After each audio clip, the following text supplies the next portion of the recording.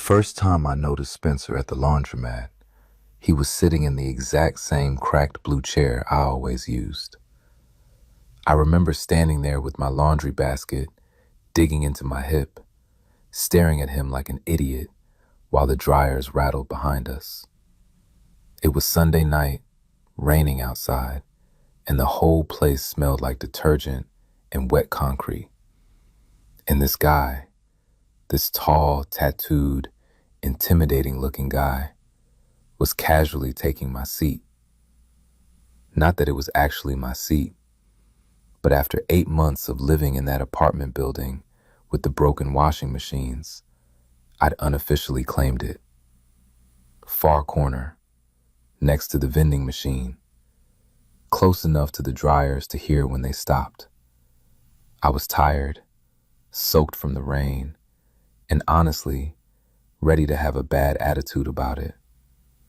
Then Spencer looked up. "Shit," he said immediately, standing halfway. "You always sit here, right?" His voice surprised me. Deep, yeah, but softer than I expected. I blinked. What?"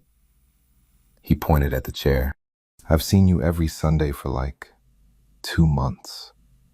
You always sit here with that book." I looked down at the paperback in my hand, then back at him. "You noticed that?" His mouth twitched like he was trying not to smile. Hard not to. That should have been the end of it. Small, awkward interaction. Nothing important. Instead, he grabbed his basket off the chair and slid it aside. "Seat's yours." I laughed a little. "You don't have to move." "Nah," he shrugged. "Feels wrong now." That was the first real conversation Spencer and I ever had. And honestly, I couldn't stop thinking about him after that. Because Spencer looked like the kind of guy you cross the street to avoid at night. Tall, broad shoulders, black tattoos crawling up both arms and disappearing under his sleeves, thick silver rings on his fingers, buzzed dark hair, a scar through one eyebrow. But then he'd open his mouth and ask things like, "What are you reading?" Or, "You want the less broken dryer? Number 6 works better." Or, "You looked cold walking in. You okay?" It completely threw me off. That first night, we ended up talking for almost an hour while our clothes dried. Well, mostly he talked. I learned he worked at a motorcycle repair shop 3 blocks away. Learned he came to the laundromat every Sunday after closing up the garage.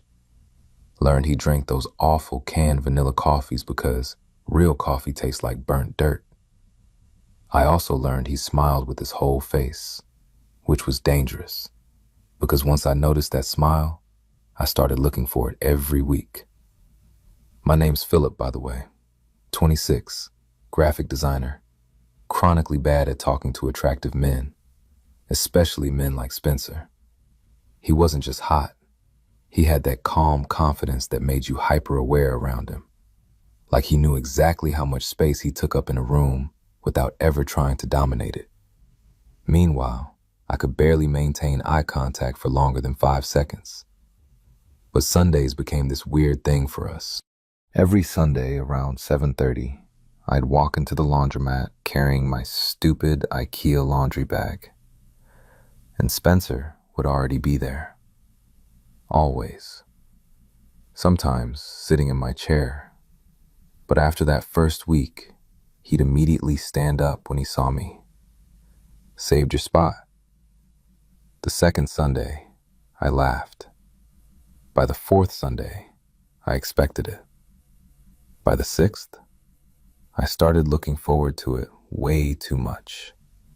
It became routine. He'd save me the chair. I'd bring snacks from the bakery down the street. We'd complain about our week while old dryers shook the floor around us. And somewhere in the middle of all that, Spencer stopped feeling intimidating. He started feeling safe, which scared me even more. because I had a habit of reading too much into things. A guy remembers your seat at the laundromat? That doesn't mean anything. A guy starts buying your favorite vending machine chips before you arrive. Still, maybe nothing. A guy notices when you cut your hair, or switch cologne, or seem stressed before you even speak. Okay, maybe that starts meaning something. But I still told myself not to be stupid. Spencer had never actually flirted with me, not directly. There were moments, though, little moments that stuck in my head at night. Like the time I came in frustrated after getting yelled at by a client all day. I barely said 2 words before Spencer looked over from folding his shirts. You want to talk about it? And I don't know why that hit me so hard. Maybe because nobody usually noticed things like that about me. Or the week I showed up late because I'd gotten caught in a storm.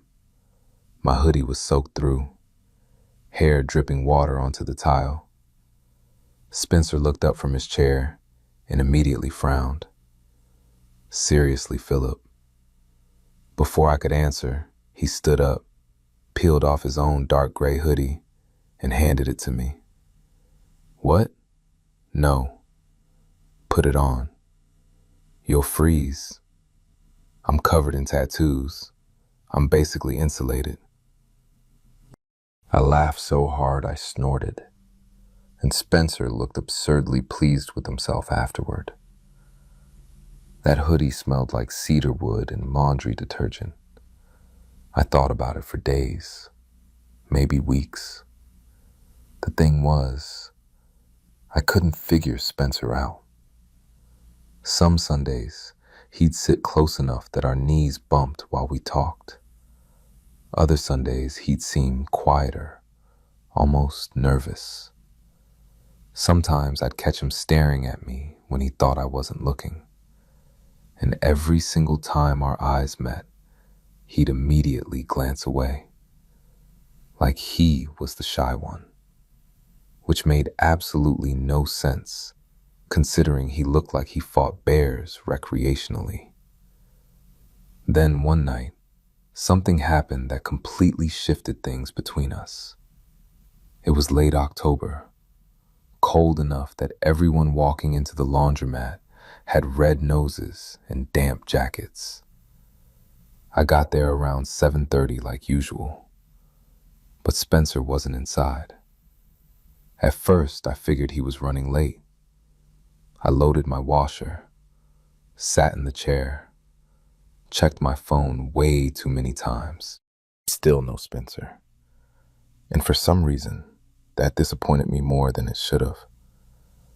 I was halfway through a chapter of my book when the laundromat door finally opened. But Spencer didn't walk in alone. He came in carrying a little girl asleep against his shoulder, maybe 6 years old, curly dark hair, tiny pink rain boots dangling against his leg.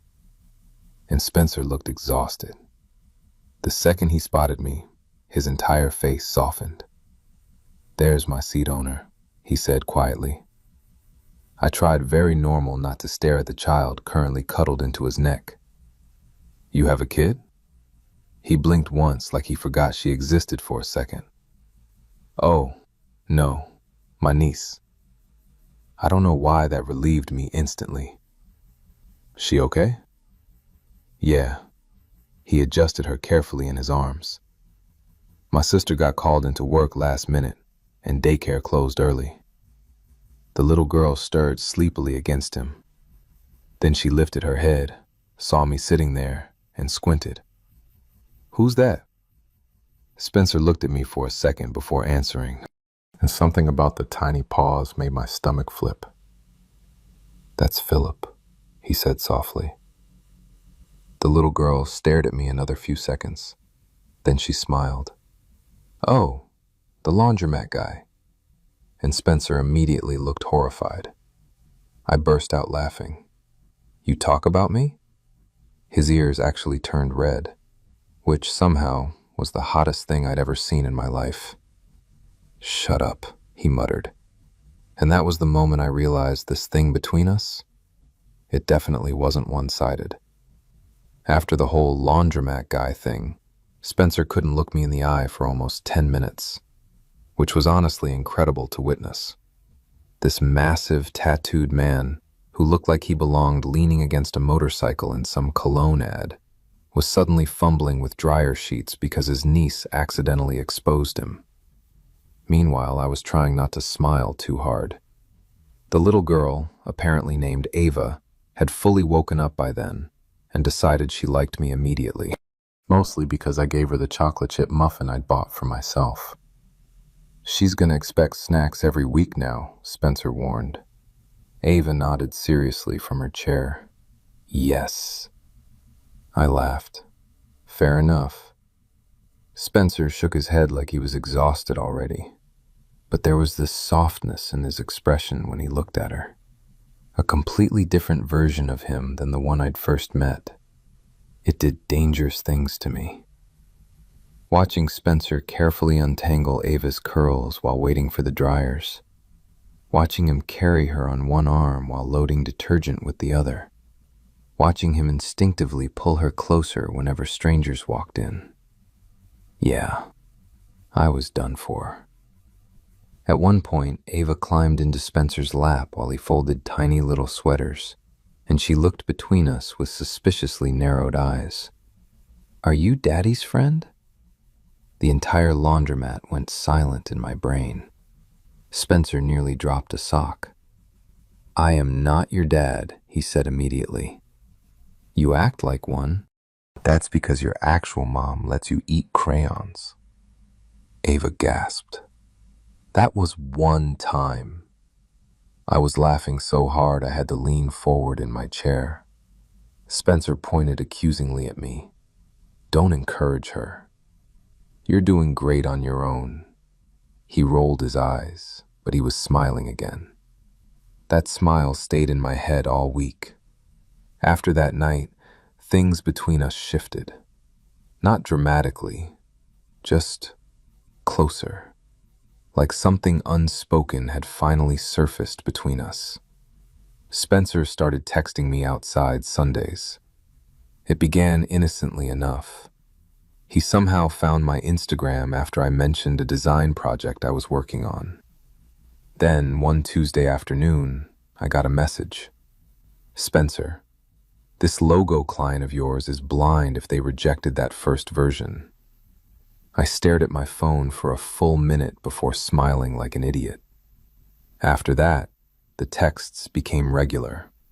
Random photos from his garage, pictures of dogs he met during the day, complaints about customers, questions about movies. And every single morning after that, he sent me the same message. "Morning, seat owner." It became my favorite part of the day embarrassingly fast. I tried not to overthink it. But then Spencer started doing things that were very difficult not to overthink, like remembering tiny details about me. One Sunday I mentioned offhand that the heating in my apartment was terrible. The next week, he walked into the laundromat carrying a folded electric blanket. "You said your place gets cold." I stared at him. "Spencer, what? You can't just buy people heated blankets." "Why not?" "Because that's boyfriend behavior." The words slipped out before I could stop them. Instant silence. Spencer froze halfway through loading his washer. I froze too. Neither of us moved. Then slowly, very slowly, Spencer looked at me and said quietly, "Maybe I don't mind that." My stomach absolutely flipped over itself. I opened my mouth, closed it again, because suddenly I couldn't breathe correctly. Spencer looked nervous immediately after saying it, like he regretted it. He rubbed the back of his neck. "Sorry, that sounded..." "No," I interrupted too quickly. "No, it didn't." Another silence. Heavy this time. Different. And for the first time since meeting him, I realized Spencer wasn't just casually nice. He was trying. With me. The realization made my chest feel too tight. Because the truth was, I'd liked him for a while now. Long enough that Sundays had stopped being ordinary. Long enough that I caught myself thinking about him while grocery shopping, or walking home, or lying in bed at night. Long enough that seeing his name light up my phone made me stupidly happy. And now suddenly it felt possible that maybe he felt the same. That thought terrified me, because wanting Spencer felt dangerous in the way all meaningful things do. Like if I let myself hope too much, I'd ruin everything. So instead of saying anything smart, I grabbed the electric blanket and muttered, "Thank you." Spencer smiled softly. "Yeah." And somehow that tiny moment changed everything. 2 weeks later, Spencer asked me to dinner. Well, sort of. We were sitting in the laundromat after closing time because the owner knew Spencer and let us stay while finishing our dryers. I was half asleep in my chair, scrolling through my phone when Spencer suddenly said, "You busy Friday?" I looked up. "Depends. On how good the offer is?" His mouth twitched. "There's a burger place near my shop." "Okay. They have garlic fries." Still listening. "And I was thinking maybe you could stop pretending this isn't basically a date." My brain completely short-circuited. Spencer looked calm saying it, but his fingers were gripping a towel way too tightly, which meant he was nervous too. That helped slightly. "You think this is basically a date?" I asked carefully. Spencer held my gaze. "I think I save you a seat every week because I like seeing you." My heart started pounding so hard it actually annoyed me. "And," he continued quietly, "I think you keep showing up because maybe you like seeing me too." God, there was no smooth response to that, especially because he was right, completely right. So instead I smiled helplessly and asked, "What time Friday?" The look on Spencer's face after that, I don't think I'll ever forget it. Like relief mixed with excitement mixed with disbelief. Like he genuinely wasn't sure I'd say yes. "7?" he asked. "7's good." And just like that, I had a date with the tattooed laundromat guy. The problem was that once we acknowledged whatever this thing was, the tension got worse. So much worse. Because suddenly every little touch meant something. Every glance lingered longer. Every smile felt loaded. Friday finally came, and I changed outfits 4 times before leaving my apartment. I hated myself for caring that much. But Spencer made me nervous in a very specific way. Not because he was intimidating anymore. Because he mattered. And that was somehow scarier. When I got to the burger place, Spencer was already outside waiting. Black jacket, dark jeans, arms crossed against the cold. And the second he saw me, his entire face lit up. That stupid, beautiful smile again. "You came," he said. I laughed nervously. "You invited me?" "Yeah, still feels surprising." I tried very hard not to melt on the sidewalk. Then Spencer stepped closer. Not all the way. Just enough that I caught the familiar cedarwood smell from his hoodie again. "You look really good, Philip." And that absolutely ruined me. Because Spencer said it so honestly. Like he wasn't trying to flirt. Like he just needed me to know. I felt heat crawl up my neck instantly. "Thanks," I muttered. Spencer smiled slightly. "Cute when you blush." Oh my God. His laugh rumbled low in his chest, warm and easy. And before I knew it, he reached for the restaurant door, holding it open for me. "Come on, seat owner." I walked inside, smiling so hard my face hurt, and for the first time in a long time, something felt like it might actually become real. Dinner with Spencer was supposed to be casual. That's what I told myself anyway. Just burgers. Just hanging out outside the laundromat for once. Totally normal. Except nothing about it felt normal. Not the way Spencer kept looking at me across the table like he was trying to memorize my face. Not the way his knee brushed mine under the booth and stayed there. And definitely not the way my chest tightened every time he smiled. The burger place was crowded and loud, but somehow it still felt weirdly intimate sitting there with him. Spencer had rolled his sleeves up halfway through dinner, exposing more tattoos along his forearms. Black ink twisted around muscles that flexed every time he picked up his drink. I tried not to stare. I failed repeatedly. "You're doing it again," Spencer said casually. I blinked. "Doing what?" "Looking at my tattoos like they personally offended you." I almost choked on a fry. "They're just distracting." One of his eyebrows lifted. "Distracting good or distracting bad?" I grabbed my water immediately to buy time. Spencer laughed softly under his breath. "You get flustered really easy, Philip. You make it impossible not to." The words slipped out before I could filter them. Spencer went very still.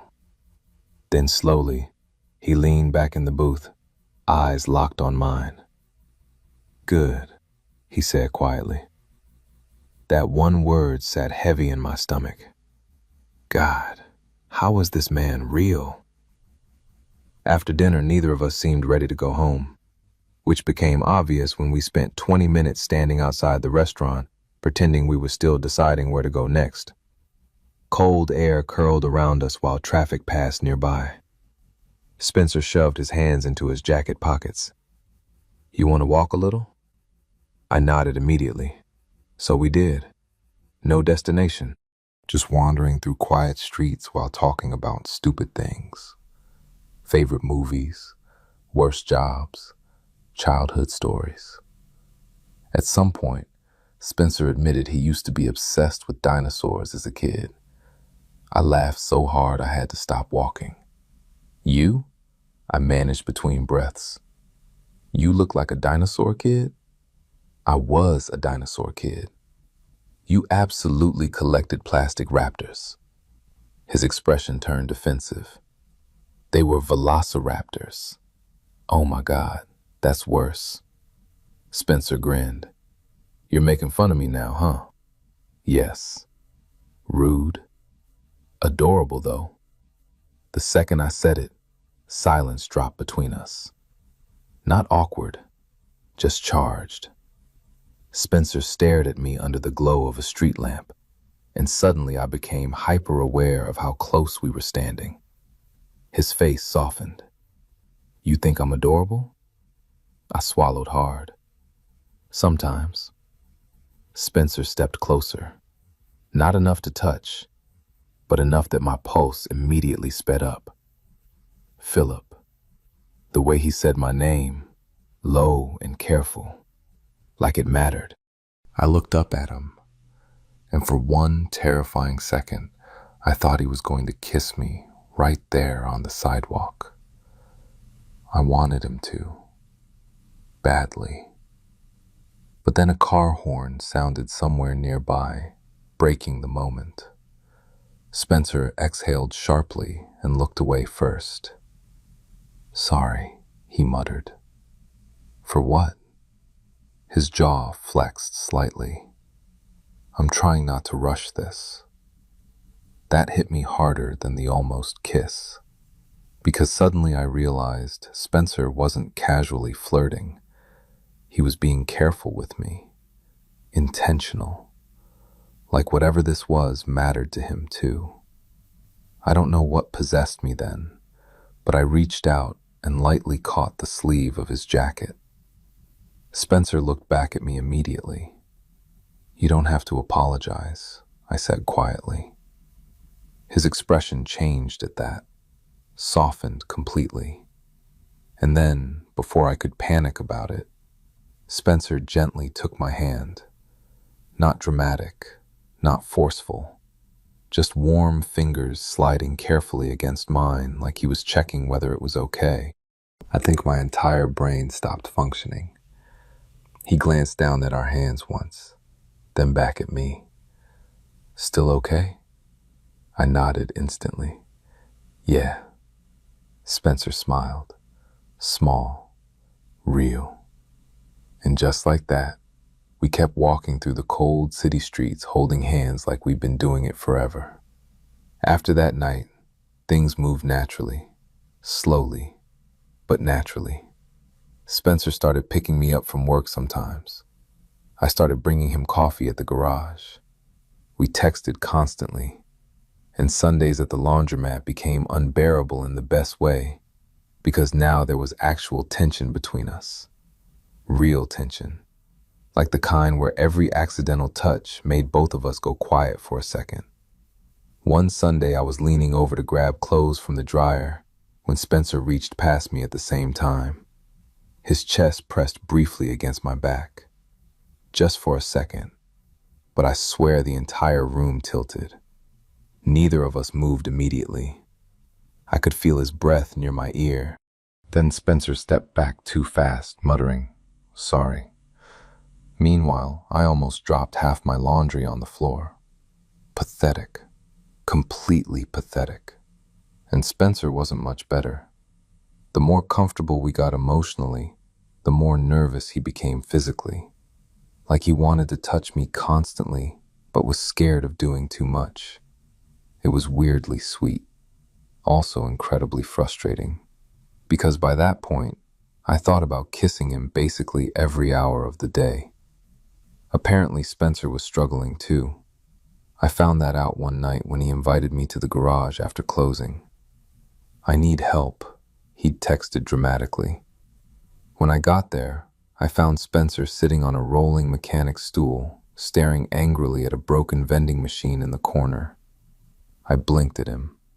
"This is the emergency? It ate my $5. You're unbelievable." "It's theft, Philip." I laughed and walked closer. The garage smelled like motor oil and cold air, tools scattered across workbenches under fluorescent lights. Spencer watched me the entire time I approached. That look again, like he couldn't help it. "What?" I asked finally.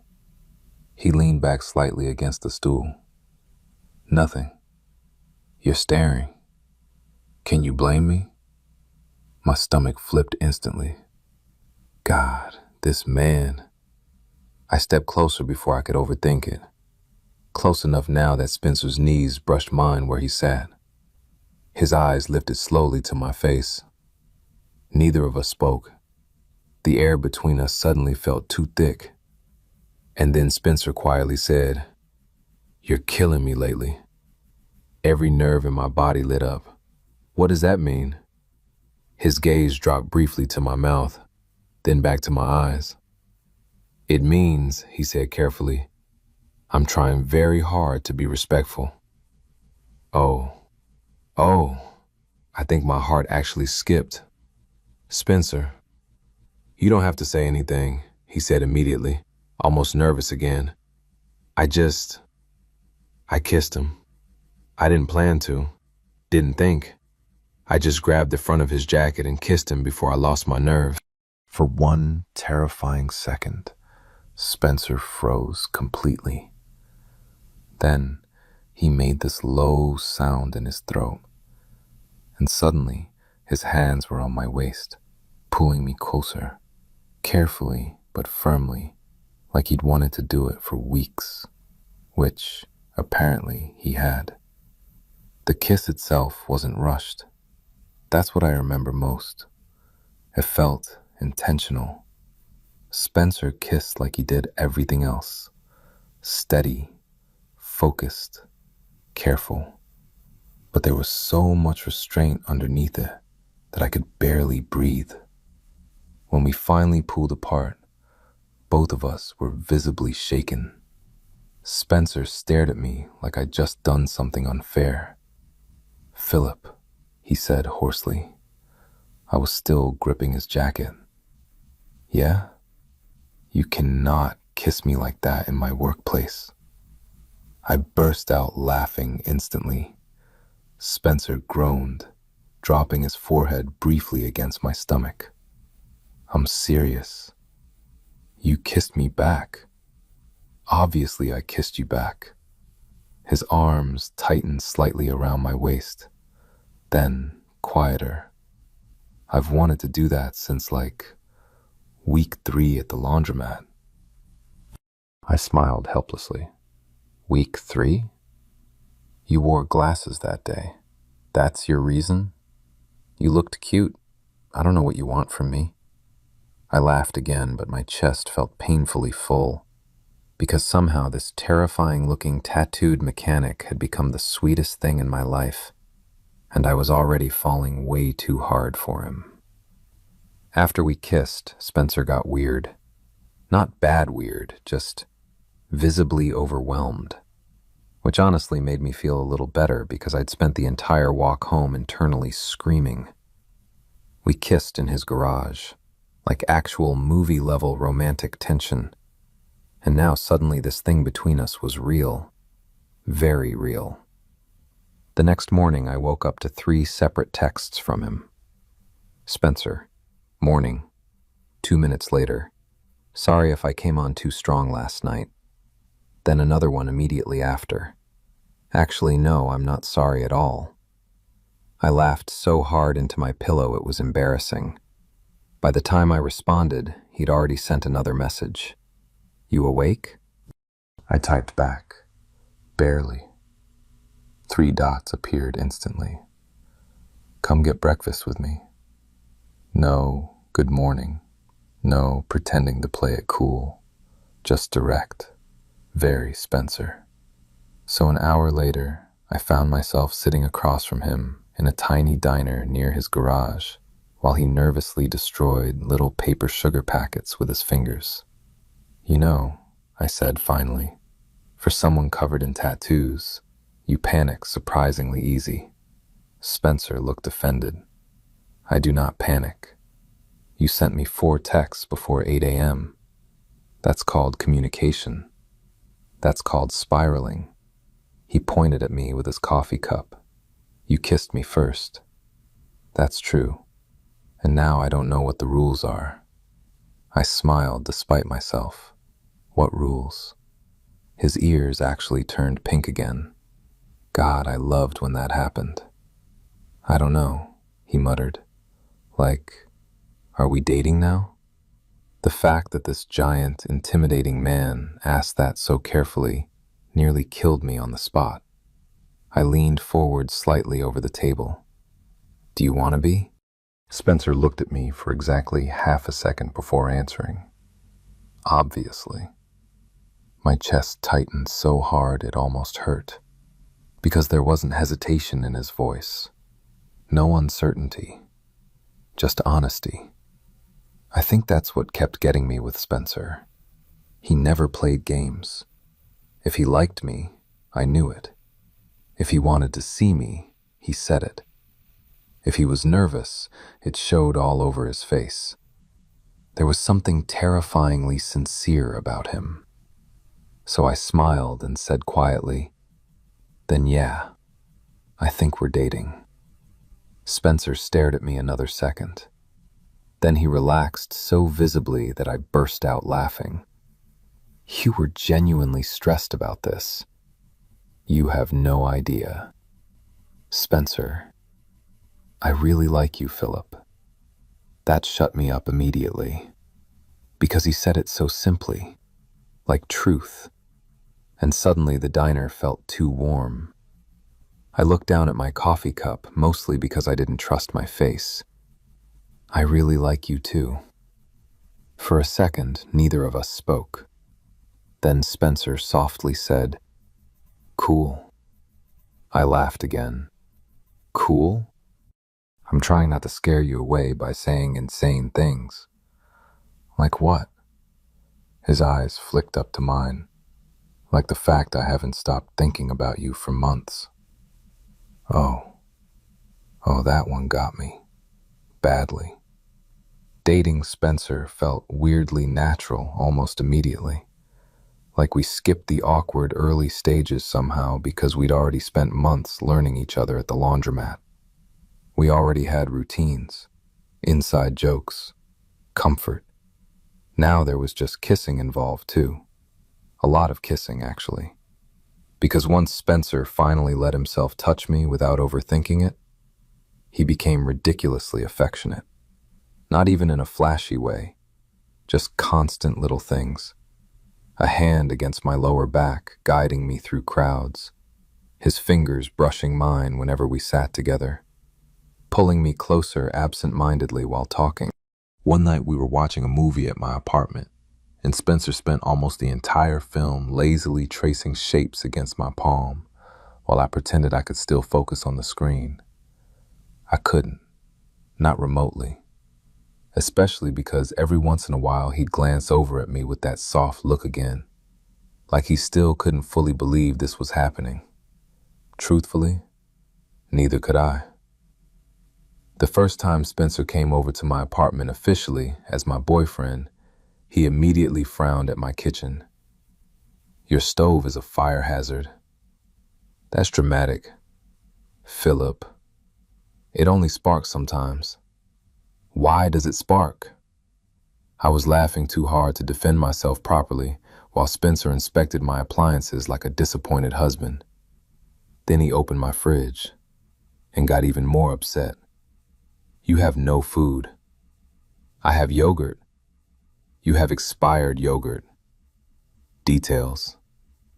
Spencer stared at me for a long moment, then grabbed his keys. "Come on." "Where are we going?" "Grocery shopping before you accidentally die." I followed him out, still laughing. But honestly, that domestic little moment affected me more than it should have, because no one had really taken care of me like that before.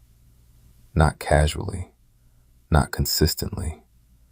Spencer just noticed things and fixed them quietly, like it was instinct. At the grocery store, he tossed things into the cart while muttering judgmental commentary under his breath. "Vegetables are important." "I know vegetables are important." "You bought instant noodles in bulk." "They were on sale." "You live like a recently divorced college student." "Wow, you do." I shoved his shoulder lightly. Spencer grinned immediately. Then, without thinking, he reached over and kissed my forehead right there in the cereal aisle. I froze. Spencer froze too, like he hadn't meant to do it publicly. Then slowly, he smiled against my skin, and something in my chest absolutely melted. But the thing about falling for someone good is that eventually it becomes terrifying. Because suddenly, you have something to lose. In around a month into dating Spencer, I realized I was getting dangerously attached. Not crush attached, not casual attached, real attached. The kind where his absence changed my mood. The kind where I instinctively reached for my phone to text him every time something happened. The kind where I already couldn't imagine Sundays without him. And I think Spencer felt it too, because he started looking at me differently sometimes. Like he'd catch himself getting too soft, too honest. One Sunday night after the laundromat, we were sitting in his truck outside my apartment. Cold windows fogged slightly from the heater running. I was rambling about work stress while Spencer listened quietly beside me. Then I stopped mid-sentence. "What?" Spencer blinked. "What?" "You're staring again." His mouth twitched slightly. "Sorry."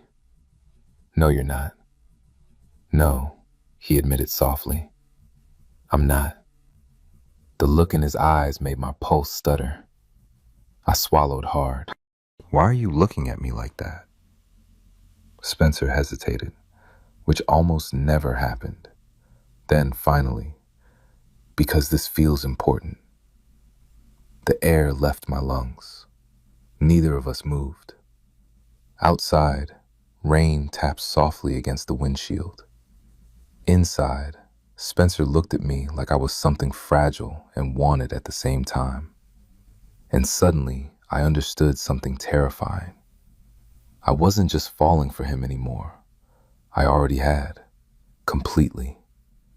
Spencer must have seen it happen on my face, because his expression softened instantly. "Hey," he said quietly. I looked at him. His thumb brushed gently against my hand between us. "You okay?" I nodded too quickly. "Yeah," but my voice betrayed me a little. Spencer's eyes searched mine carefully, then softly, "Come here." And before I could overthink it, he pulled me across the center console and into his lap. I laughed breathlessly. "Spencer," just for a second. His arms wrapped around me, warm and solid and safe. And the second he held me close, something inside me cracked open a little, because no one had ever held me like that before, like they planned on keeping me. Spencer pressed one slow kiss against my jaw, then quietly into my neck. "You make me feel calm, Philip." God, that almost ruined me right there. I buried my face against his shoulder, mostly so he wouldn't see how emotional I suddenly felt. But Spencer noticed anyway. He always noticed. His hand moved slowly up and down my back. "You know what's crazy?" he murmured. "What?" "You still think I'm the one saving your seat every week." I pulled back slightly to look at him. Spencer smiled softly. "But honestly, you saved mine too." And right then, sitting in that parked truck with rain outside and Spencer holding me like I mattered, I think I realized this wasn't becoming love anymore. It already was. I wish I could say things stayed easy after that. That Spencer and I just kept falling into each other naturally, without complications. But life doesn't really work like that. Especially not when you finally find someone who matters enough to scare you. A few days after the truck conversation, Spencer stopped replying to my texts for almost an entire afternoon, which normally wouldn't have been a huge deal. Except, Spencer always replied. Even if he was busy, I'd get something eventually. A thumbs up, a quick working, a photo of some engine part with zero explanation. Something. But that Thursday, nothing. By 6 o'clock, I was trying very hard not to spiral. By 7:30, I failed completely. I just convinced myself Spencer secretly regretted dating me when my phone finally rang. His name flashed across the screen. I answered immediately. "Hey, Philip." The second I heard his voice, my stomach dropped. He sounded exhausted. "What happened?" A long exhale crackled through the speaker. "My sister got into a car accident." Everything inside me tightened. "Oh my God, is she okay?" "She's okay," he said quickly. "Broken wrist, concussion probably. Ava's okay too." I sank onto my couch instantly. "Seriously, Spencer." "I know." His voice sounded rough in a way I'd never heard before, like he was barely holding himself together. "Where are you?" I asked. "Hospital." "Do you need me there?" Silence, then quieter. "Can you come?" I was already grabbing my jacket. I found Spencer sitting alone in a hallway outside the emergency rooms. And honestly, seeing him like that hit me harder than I expected. Usually Spencer carried himself with this calm steadiness, like nothing could really shake him. But now he looked wrecked. Elbows on his knees, hands clasped tightly together, hair messy like he'd been running his fingers through it for hours. The second he saw me walking toward him, his entire face changed. Not relieved exactly, just softer, like he could finally breathe a little. I sat beside him immediately. "How are they?" "They're keeping my sister overnight." "And Ava?" "With my mom." He nodded tiredly against the wall behind him. For a minute, neither of us spoke. Then Spencer quietly said, "I was scared." That got me, because he admitted it so honestly. I reached over without thinking and took his hand. Spencer gripped mine instantly, hard, like he needed something solid. "I'm glad they're okay," I murmured. "Me too." Another silence. Then finally Spencer looked over at me. "You came fast." I shrugged slightly. "Of course I did." Something emotional flickered across his face so quickly it almost hurt to look at. He stared at our joined hands a second. Then softly, "No one really does that for me." My chest tightened painfully. I squeezed his hand once. "Well, I do." Spencer looked down immediately after that like he couldn't handle hearing it. And for the first time, I realized something important about him. Spencer took care of everyone.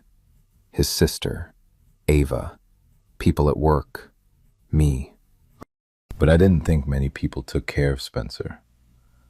The realization settled heavily in my chest, because suddenly I understood why he held on to softness so carefully, like he wasn't used to receiving it back. I stayed with him at the hospital until almost 2 in the morning. At one point, Spencer fell asleep sitting upright beside me for maybe 20 minutes. I noticed because his head slowly tipped sideways onto my shoulder. And honestly, I think that might have been the exact moment I fully fell in love with him. Not during the kissing, not during the flirting, not even during the hand-holding walks home. It was that. Seeing this strong, careful man finally exhausted enough to let himself lean on someone. On me. When he woke up, he looked embarrassed immediately. "Sorry. You literally fell asleep for 20 minutes. I drooled, didn't I?" "A little." "Oh my God." I laughed quietly while Spencer covered his face with one hand. Then without thinking, I brushed my fingers lightly through the short hair near the back of his neck. Spencer froze instantly. Slowly he looked at me, and the expression on his face after that. Wow. Like no one had touched him gently in a very long time. "You okay?" I asked softly. He nodded once, but his eyes stayed locked on mine. Then quietly, "You do things to me, Philip." I smiled a little. "Good things?" "The worst possible things." That made me laugh again. But Spencer didn't laugh. Instead, he leaned forward and kissed me softly right there in the empty hospital hallway. Careful, slow, like he couldn't help himself. And somehow that tiny kiss felt more intimate than any of the heavier ones we'd shared before. Because it wasn't about tension, it was comfort.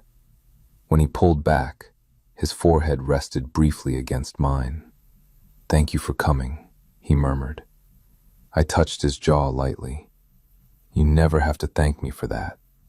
Spencer looked at me for another long second, then finally whispered, "There you go again." "What?" "Making it impossible not to love you." My heart genuinely stopped, like physically stopped. Spencer seemed to realize what he just said at the exact same moment I did. His eyes widened slightly. Neither of us moved. The hallway suddenly felt dead silent. And for the first time since meeting him, Spencer looked truly nervous. But before he could panic himself into taking it back, I grabbed his face and kissed him again. Harder this time. Immediate. Certain. because there was absolutely no world where I was letting him regret saying that. When we finally pulled apart, Spencer looked completely overwhelmed. "Philip, I love you too." That was it. That was all it took. Because the second those words left my mouth, Spencer kissed me again like he'd been holding himself back for months. His hands slid carefully against my waist, pulling me closer between his knees. And there, under ugly hospital lights at nearly 2 in the morning, Spencer kissed me like I was home. After that night, everything changed again. Not in some dramatic way, just deeper, softer, more certain. Spencer started calling me sweetheart when he was tired. I started leaving spare clothes at his apartment. Ava started referring to me exclusively as Uncle Philip, despite several failed attempts at correction. And every Sunday at the laundromat, Spencer still saved my seat. Every single time. No matter how crowded it got, no matter who was sitting there first. One night I walked in late after work and found Spencer standing beside the chair arguing with some old man. "I'm telling you, someone's sitting there. There's nobody there." "There will be." I was laughing before I even reached them. Spencer turned immediately at the sound, and the second he saw me, that look again, every single time, like I was still his favorite person to see. "There he is," Spencer said softly. The old man looked between us dramatically. "You're saving seats in a laundromat for dates now?" Spencer didn't even hesitate. "Yeah." Then he walked over, kissed me quickly in front of everyone, and handed me a vanilla coffee, exactly how I liked it. My chest felt so full it almost hurt, because somehow this ridiculous little laundromat had become the center of my entire life. And Spencer had become home. The first time I slept over at Spencer's apartment officially, he got embarrassed about his bedding, which was honestly the least intimidating thing I'd ever witnessed. "I should warn you," he said while unlocking his front door.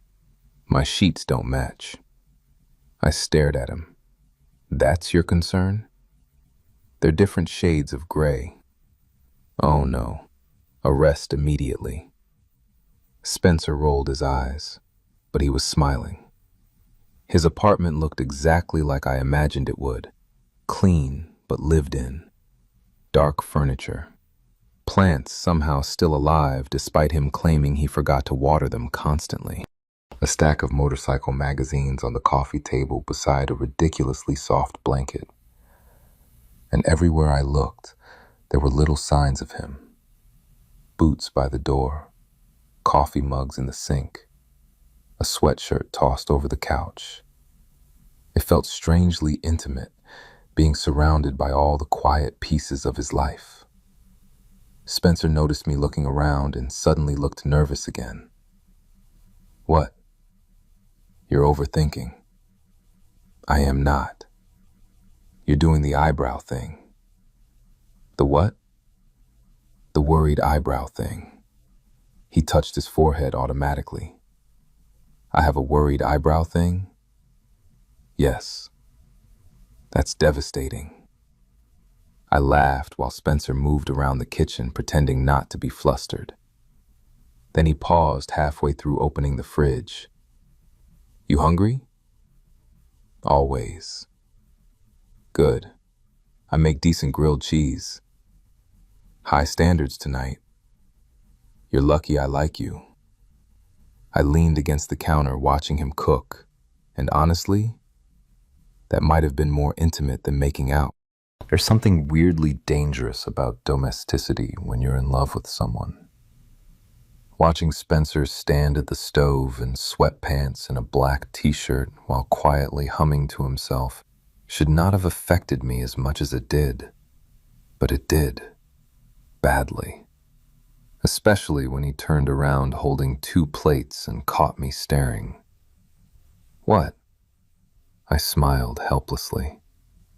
Nothing. His eyes narrowed slightly. You're doing that look again. What look? The one where you look at me like you're emotionally compromised. I burst out laughing. You're unbelievable.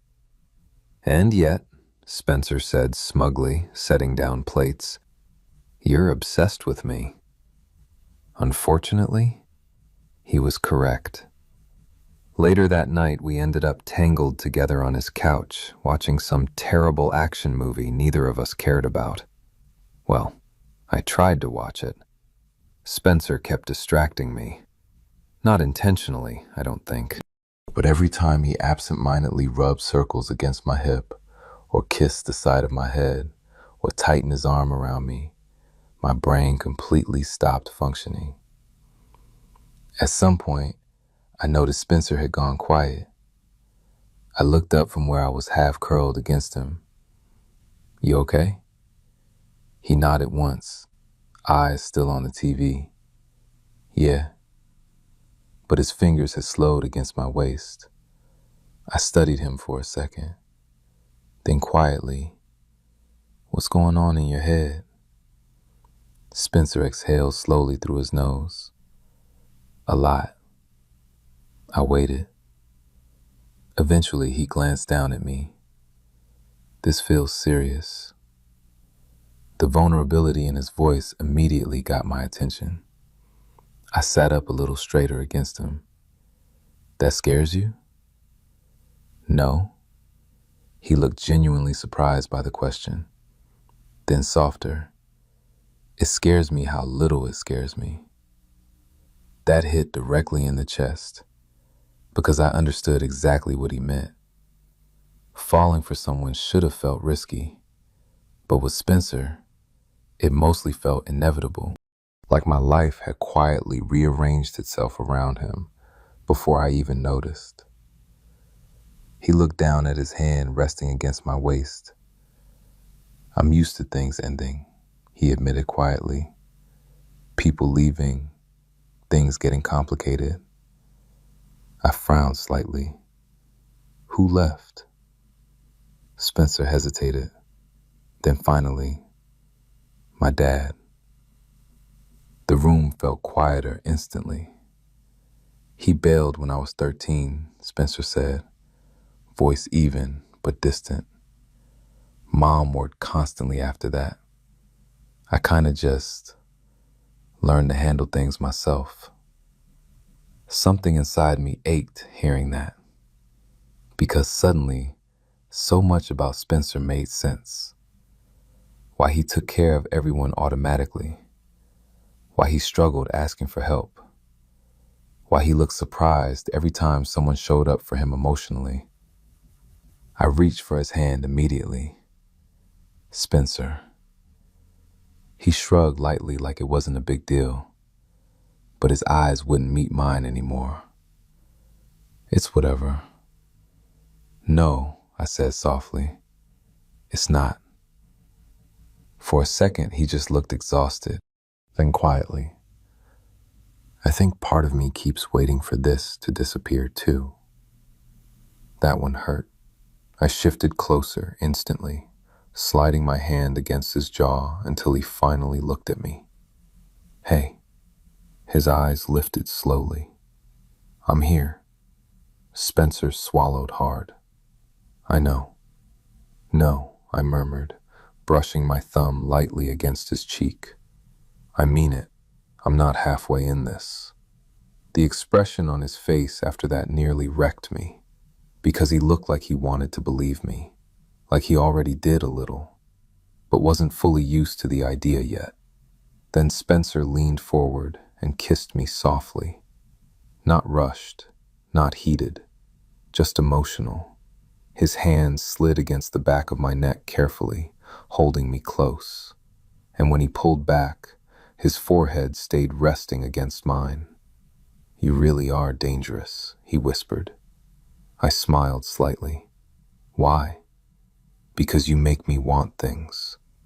What kind of things? His eyes searched mine quietly. A future. God. That word settled deep inside my chest. A future. Not temporary, not casual, real. And suddenly, I wanted it too. Way more than I was prepared for. That night was the first time we slept in the same bed together. Actually slept, which somehow felt more intimate than anything else. Spencer kept acting like he was trying to give me space, even though his king-size bed was enormous. "You can move closer," I mumbled eventually from my side of the mattress. In the dark beside me, Spencer laughed quietly. Was trying to be respectful. "You're basically hanging off the bed." "I'm a gentleman." "You're ridiculous." A pause. Then slowly, carefully, Spencer shifted closer. Warmth immediately spread along my side where his body brushed mine. Neither of us spoke for a second. Then Spencer's arm slid carefully around my waist, like he was checking if it was okay. I turned toward him automatically, and in the faint light coming through the curtains, I could just barely make out his face. Soft, sleepy, looking at me like I was something precious. "You good?" he whispered. I nodded once, then quietly admitted, "Better than good." Spencer smiled at that, small and tired and real. And sometime during the night, I woke up briefly to find him half asleep with his face buried against my neck, arms wrapped tightly around me like instinct. Like even unconscious, he wanted me close.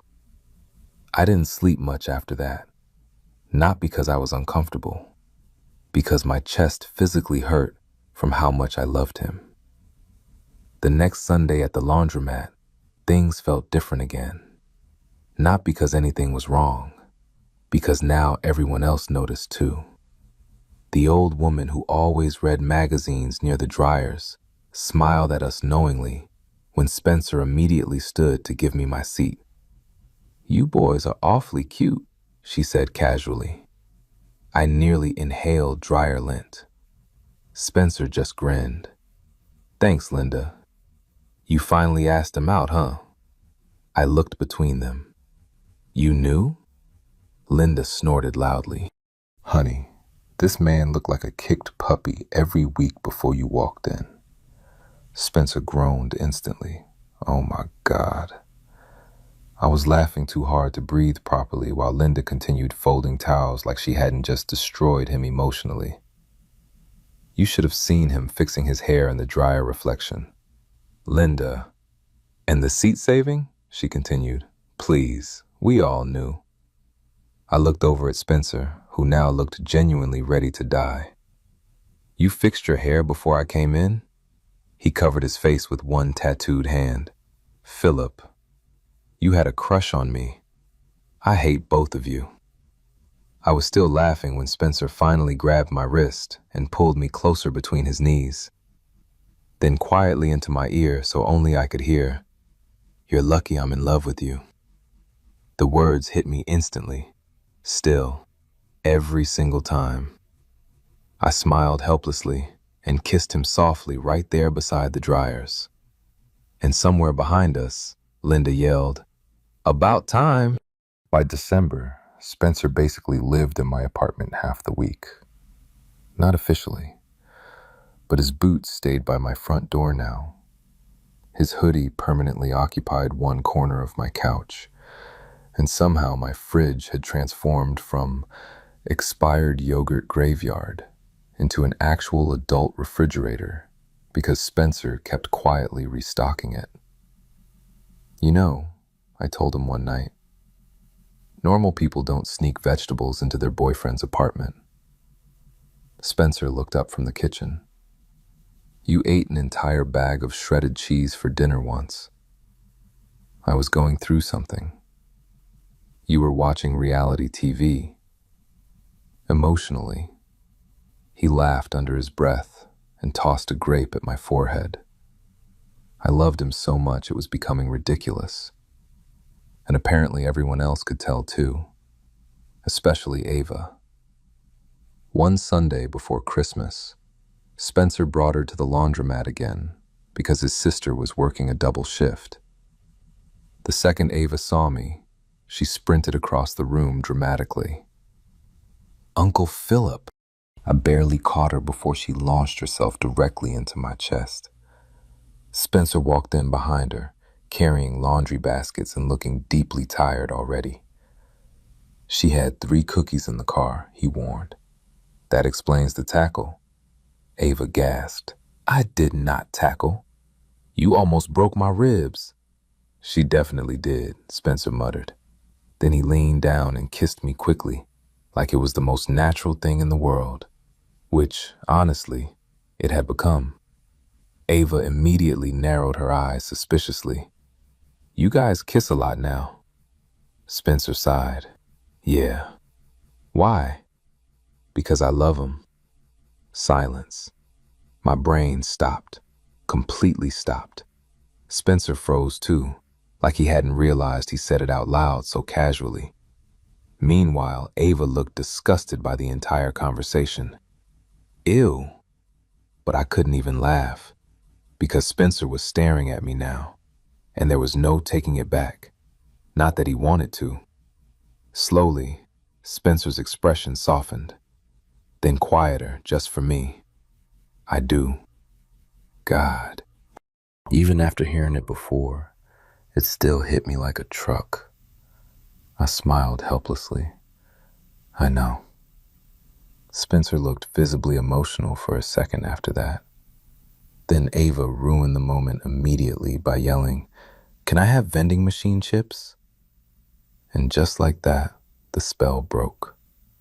Spencer groaned dramatically while I laughed into his shoulder. A week later, something happened that scared the hell out of me. Spencer got hurt at work. Not badly, but enough. I was at my desk finishing client revisions when he texted me, "Don't freak out," which is objectively the worst possible way to begin a sentence. By the time I got to the garage, my heart was pounding. I burst through the side entrance and immediately found Spencer sitting on a workbench while one of his coworkers wrapped gauze around his forearm. Blood stained the towel in his lap. "Oh my God." Spencer looked up instantly. "Hi." "Hi." He blinked at me. "Spencer." "It looks worse than it is." His coworker snorted loudly. "That's because he's dramatic." "I'm dramatic?" I repeated incredulously. "You're pale," Spencer pointed out. "Because you're bleeding." The coworker finally finished wrapping his arm and walked away, muttering something about lovesick idiots. I ignored him completely and stepped closer to Spencer. "Let me see." "It's fine." "Spencer." He sighed and carefully uncovered part of the towel. The cut stretched along his forearm, angry and stitched. My stomach flipped immediately. What happened? Metal edge slipped while lifting an engine part. "You needed stitches." "Yeah." "You texted me, 'Don't freak out.'" "I was trying to help." I stared at him another second before gently touching his wrist, and suddenly all my panic turned into something softer, because Spencer looked exhausted again, not physically, emotionally, like he hated worrying me. "You scared me," I admitted quietly. His face changed immediately. "I know." The sincerity in his voice took all the anger out of me instantly. Spencer reached for my hand with his uninjured arm. "Come here." I stepped closer automatically, standing between his knees while he held onto my hand carefully. "I'm okay," he murmured. I nodded once, but apparently my face still betrayed me because Spencer touched my waist gently and looked up at me with that soft expression again. "Hey." "What?" "You care about me a lot, huh?" I laughed weakly. "Unfortunately." That finally made him smile. Then Spencer pulled me forward until my forehead rested against his. You know what's crazy? What? Nobody's ever panicked over me like this before. That broke my heart a little, because of course they hadn't. Of course Spencer had spent most of his life being the dependable one instead of the cared for one. I cupped his face gently. Well, get used to it. Spencer looked at me for a long second, then very quietly, you really stayed. The vulnerability in those words nearly destroyed me. I kissed him softly before answering. Yeah, idiot, I did. And Spencer smiled against my mouth in that small, overwhelmed way he always did when he felt too much at once. A few nights later, Spencer invited me to his family's Christmas dinner, which absolutely terrified him for reasons I didn't fully understand at first. You've met my sister already, he said while driving. Mom's easy. Ava worships you. Then why do you look like you're going to war? Spencer tightened his grip slightly on the steering wheel. My family's complicated. I frowned a little. How? He hesitated. Then finally, my dad might be there. Oh, that explained everything. I reached over immediately, resting my hand against his thigh. You don't have to do this if you don't want to. Spencer covered my hand with his instantly. I want you there. That quiet certainty got me again. Always. So when we arrived at his mom's house 20 minutes later, I squeezed his hand once before he opened the truck door, and Spencer squeezed back hard, like courage. The house itself was warm and loud and smelled like cinnamon. Ava screamed when she saw me. His sister hugged me immediately. His mom cried after meeting me for approximately 30 seconds. Spencer never brings anyone home, she whispered dramatically while pulling me into the kitchen. Mom, Spencer warned from across the room. What? It's true. I looked over at him instinctively, and Spencer was already looking at me. That same look, like he still couldn't fully believe I was there. But halfway through dinner, the front door opened, and the entire room changed. Spencer went still beside me instantly. I looked up. A man stood in the doorway, older version of Spencer. Same eyes, same jawline, except colder somehow. The silence around the table became immediate and heavy. Then quietly, Spencer muttered, "Of course he came." And I realized all at once, this night was about to become something much bigger than Christmas dinner. The man standing in the doorway looked exactly like an older, harder version of Spencer. Same dark hair, same broad shoulders, same intense eyes.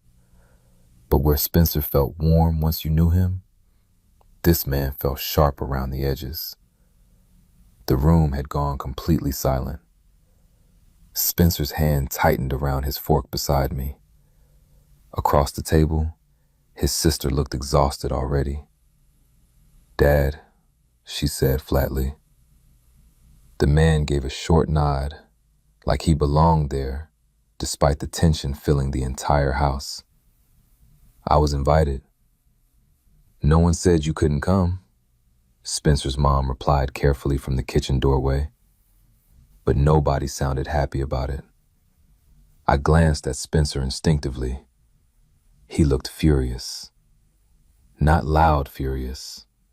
Worse, controlled furious. The kind that sat heavy behind his eyes. His dad finally noticed me sitting beside him. Who's this?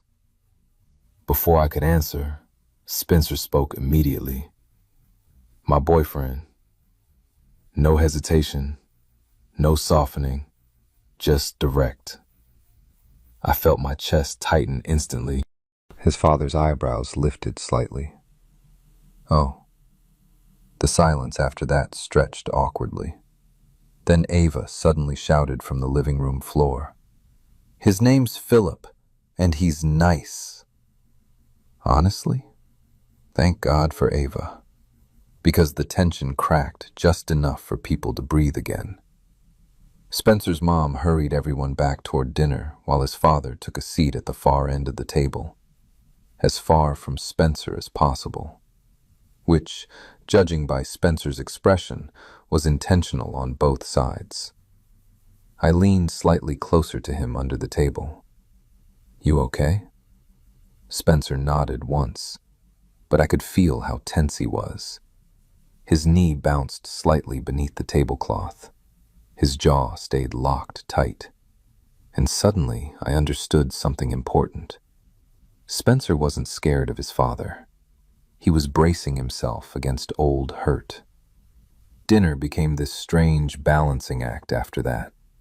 Everyone trying to act normal while years of unresolved tension sat in the room with us. Spencer barely spoke. His father barely looked at him. And every time they accidentally made eye contact, something painful passed silently between them.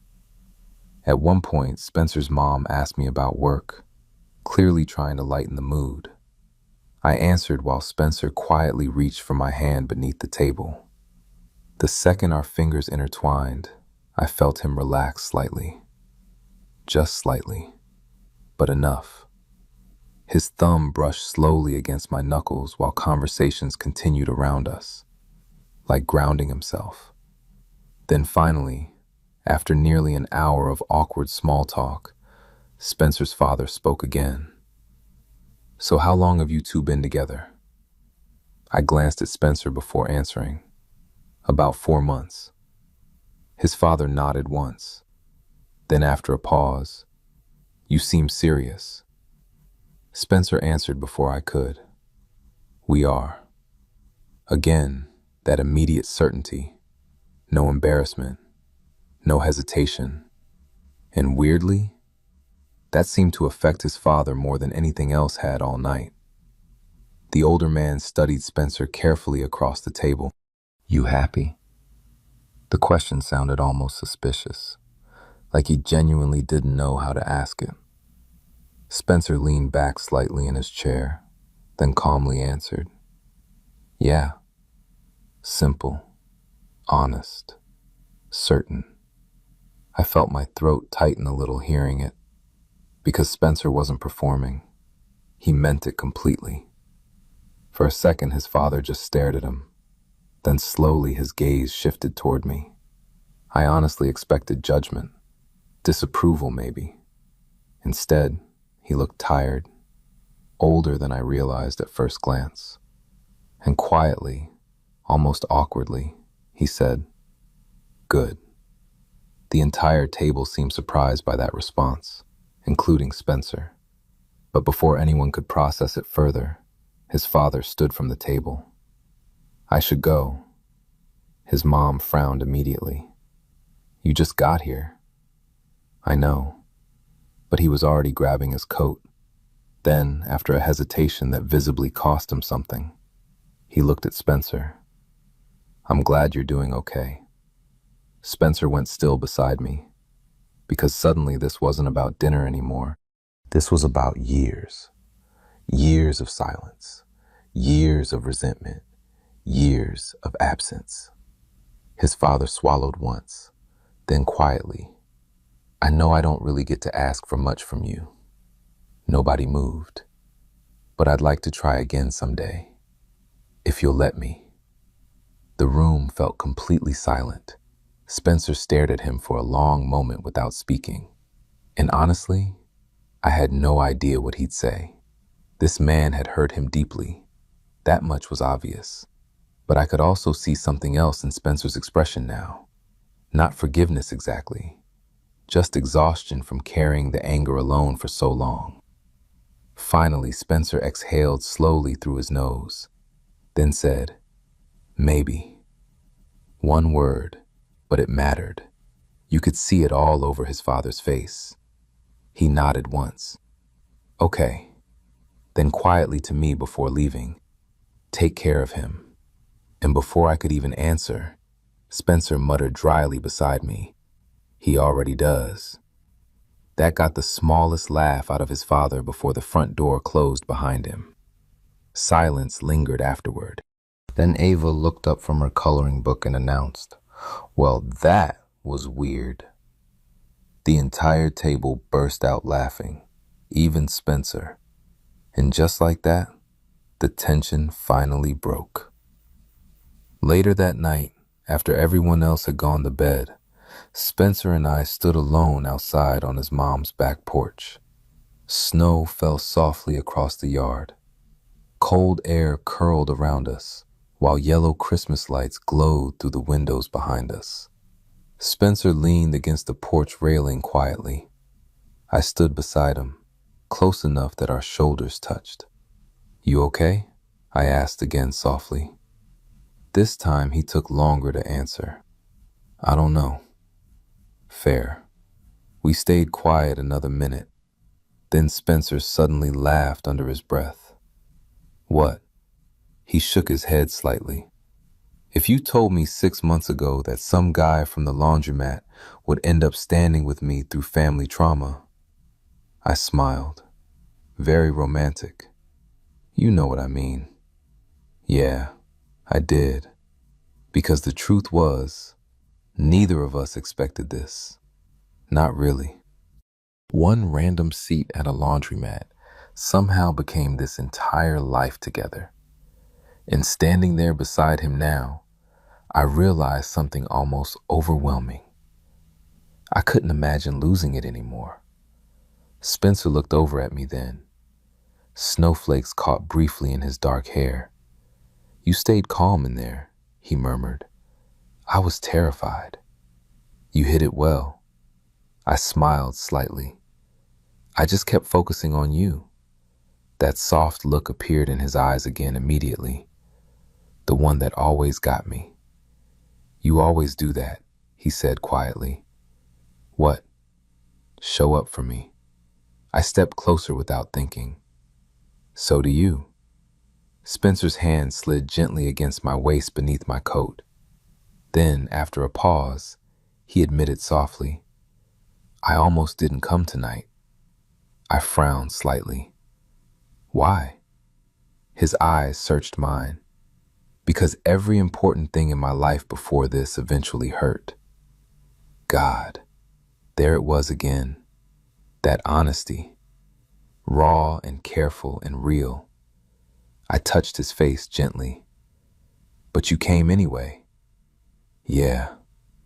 Why? And Spencer smiled. Small, certain. Because you were with me. That did it. That completely did it. I kissed him immediately, cold hands against his jaw while snow fell around us. And Spencer kissed me back like he always did now, like he knew exactly how much I mattered to him. When we finally pulled apart, he rested his forehead against mine. You know something? He murmured. What? I still would have saved you that seat every week, even if nothing happened between us. I laughed softly. That's actually insane. Probably. Then quieter. But I'm really glad something happened. Me too. God, me too. Because somehow the tattooed guy at the laundromat became the love of my life. Not through dramatic moments. Not through perfect timing. Just consistency. Kindness. Showing up every Sunday. Saving me a seat before I even realized I needed one. And honestly, I think I'll spend the rest of my life being grateful I walked into that laundromat on a rainy Sunday night because Spencer was there waiting for me like he always is.